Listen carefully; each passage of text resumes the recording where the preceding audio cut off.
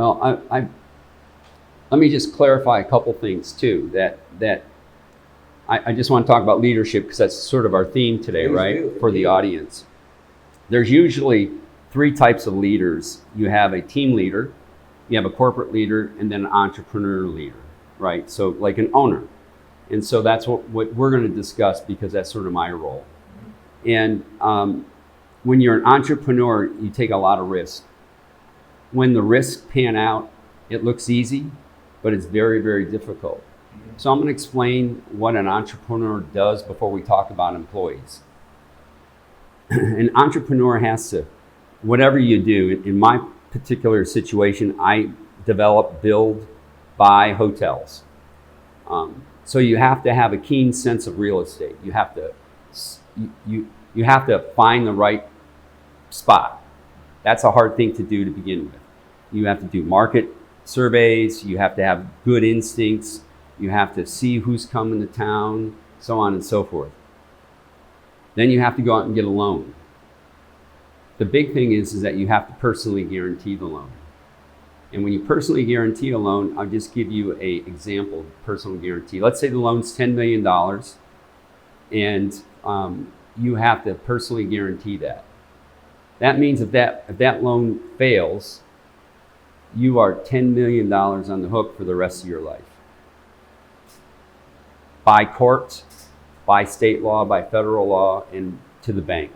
That's a big risk for anybody in any business. But an entrepreneur takes that risk. When it works out and you make money and you sell the hotel for $15 million and you make $5 million, everybody looks at you and they say, oh, that looks so easy. But imagine the risk going to bed and you're constantly working the first 3 years and you're making that loan payment and you're just breaking even. Sometimes you're not breaking even in that first year and you're not sleeping very well. And you have a family with 3 kids, a house, a mortgage, 2 cars, and that's how it starts. And it's taxing. And that's really being an entrepreneur. You have to believe in yourself and you work very, very, very hard.